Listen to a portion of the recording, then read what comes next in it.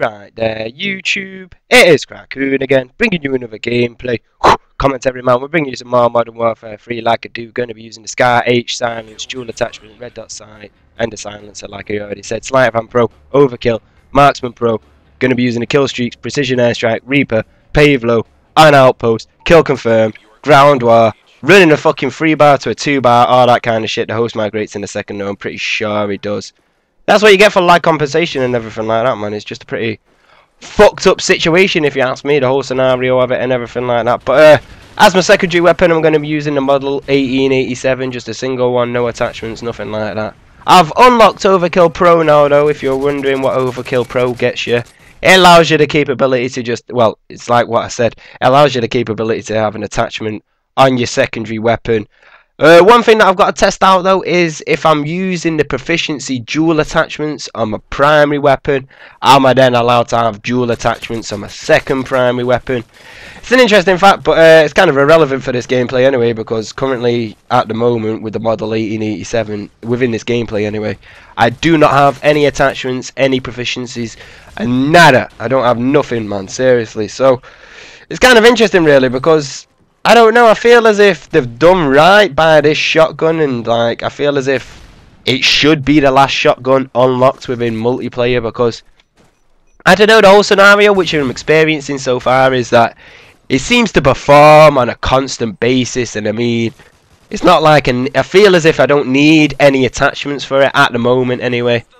Oh, that kind of shit, I don't know, it just seems to like fall all in line with the way it should be and shit like that. I'm imagining like with attachments and with proficiencies, the gun would be absolutely devastating, like unlike any shotgun that I can really think of. And I don't know why, but I just feel as if that's the way the shotgun feels, and that's kind of like the root of it, if you understand what I'm saying like that. Because the Model 1887 is obviously from 1887, I believe. I think it is anyway. No, I'm pretty sure it is. I don't think they'd have that in the name for shits and giggles, you know what I'm saying, like that. Just like, oh yeah, we put Model 1887 in the name.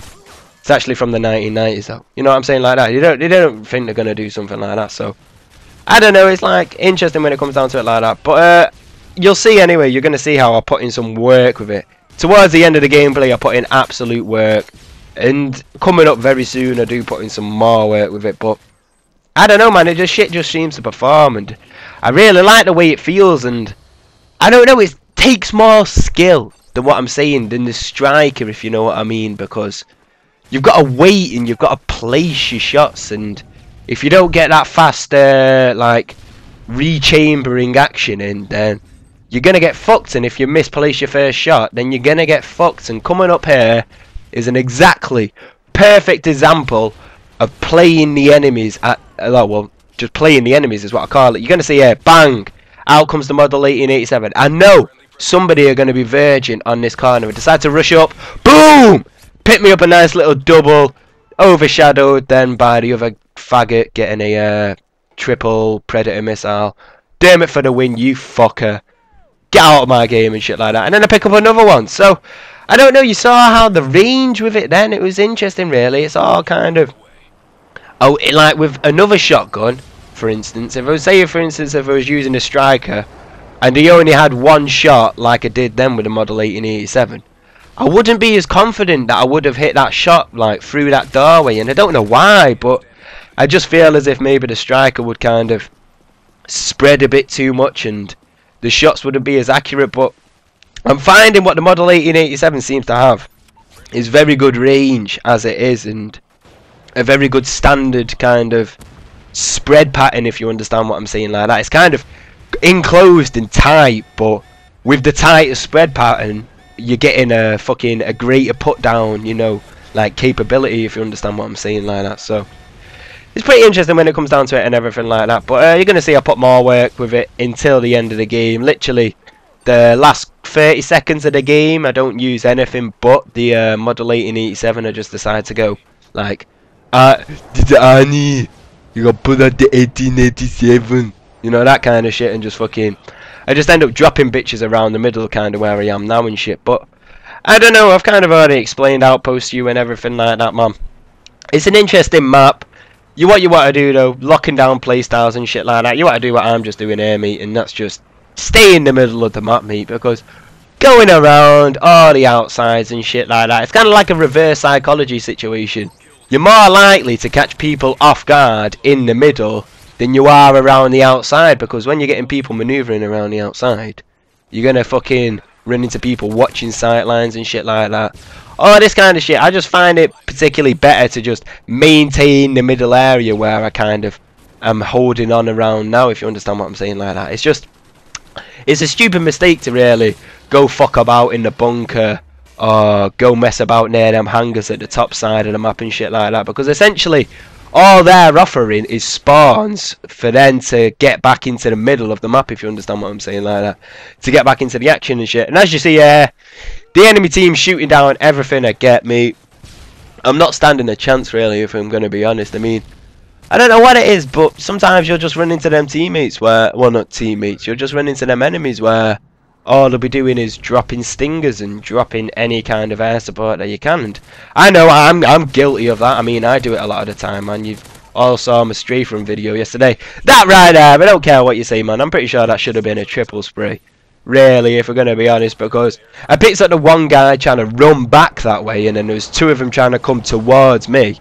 And that was all within the space of about 3 seconds, I reckon. So, I don't know, you got to take it for what it is when it comes down to it like that. But, I don't know, man, it just kind of proves, like, the concept of sightlines within this map. And it kind of gets my point across further about how you don't want to be messing around the outsides of the map, because you're going to get people holding down sightlines, i.e. what I was just doing then.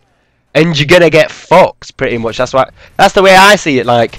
You're going to see, like, the enemy team's kind of holding back up in here because they've all obviously spawned up in here. But then our team's proper pushing up into them. But it's the whole scenario is in, if they were just going to push around. Here's a pretty lucky manoeuvre.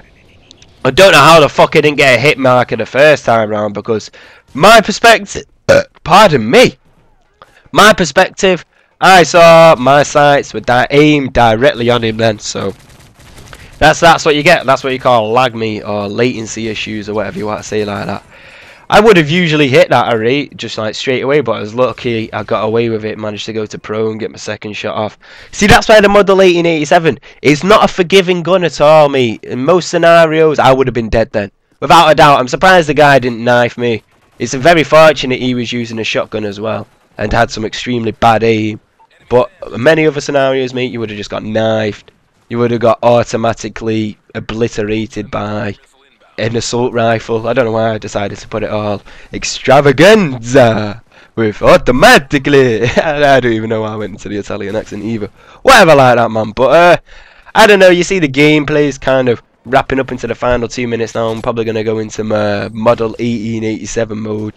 Probably just under a minute, something like that. I'm not 100% sure. But I head back up into the middle and I'm just like, Dad, kick ass. And you just like whop out the fucking Model 1887, mate. Dropping bitches for days, man. Dropping bitches for days. But I don't know whether or not I said this at the start of my comment or not at the start of the comment. I don't know. I'm pretty sure I did mention about the dual attachment, so I don't know why I was going to mention that again. But with overkill and everything like that. But whatever, man. Whatever. Moving on. I don't know, man. It's an interesting gameplay, this. It's I hit my kill streaks quite a few times, but no, in fact, I think I'm only working on my second set of kill streaks now, so there's quite a lot of gun kills within this game, which is interesting, really, and I don't know, that's just what you kind of got to adapt to in these certain situations, because as you all know, this game probably would have gone into the 40s very easily if it didn't have the enemies shooting down all my air support. Without a doubt, it would have gone into the 40s, in fact, if I didn't get all my air support shot down, but it's then about adapting to that, and then having to carry it on. And it's funnily enough, it was Panda Bear 7109 7109 7109 765 whatever, right? Panda Bear 7109 was talking about situational awareness and everything like that yesterday, man. Situational awareness is key within Call of Duty, man, and it's what you need to have in this game. And I don't know, you can't really teach situational awareness. You've got to just kind of learn it from yourself and kind of pick up from your own mistakes, and well, not from only just your mistakes, also from your kind of, well, your what do you call a mistake? That's the opposite of mistake. I don't know, like your victory. Anyway, picking it up here, you see me pull out the Model 1887, bang, bang, putting them down. You see that range there, man? It was literally, fair enough, it was 2 shots over a pretty long range. But and you'll see it again, bang, 2 shots. He's still about a good 10 meters away. That second guy there was about 5 meters away. So, well, no, maybe not 5 meters. About 10 foot to 5 foot. You see what I'm saying? 5 foot radius. You're putting them down. 10 foot. You're gonna have to take 2 shots. It's just the way I see it, anyway, man. But I cut it off there at the kill cam anyway. But I go 38 to 4. That's the end of the gameplay / commentary. And peace.